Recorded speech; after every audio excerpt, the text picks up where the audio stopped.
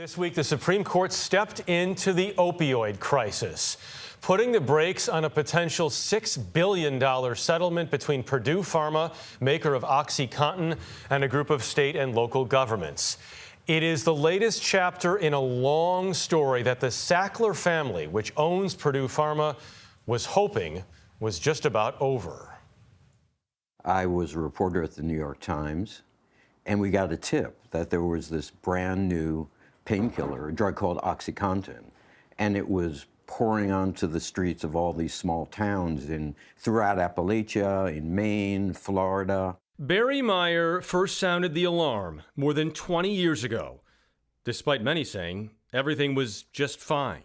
There was this wave of belief that, drugs like this could work. These kinds of drugs were going to cure pain. They were going to make this huge advancement in medicine. And besides that, the opioid industry, and Purdue in particular, had, co-opted everybody that was supposed to protect our health. Today, Oxycontin and the Sackler family are household names.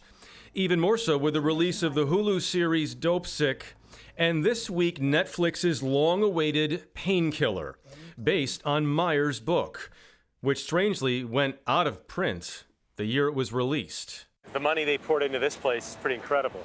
It's extraordinary. I mean, they built an entire wing of this museum. We met Meyer outside the Metropolitan Museum of Art in New York City, where the Sackler name is now nowhere to be found.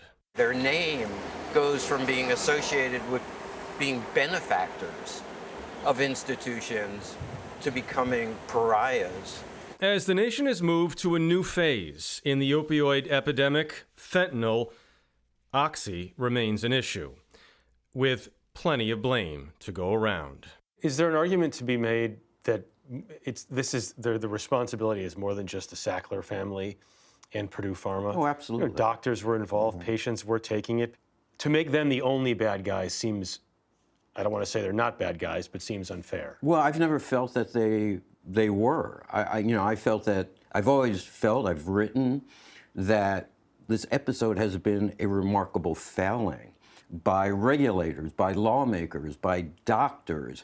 There wasn't any part of the system that put on the brakes and said, stop.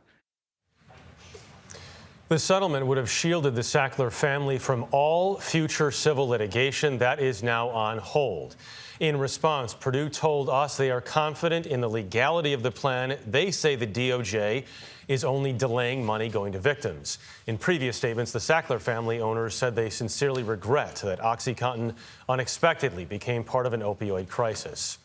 Join us next week for more on all of this, including a profile of filmmaker Peter Berg, the director of Painkiller.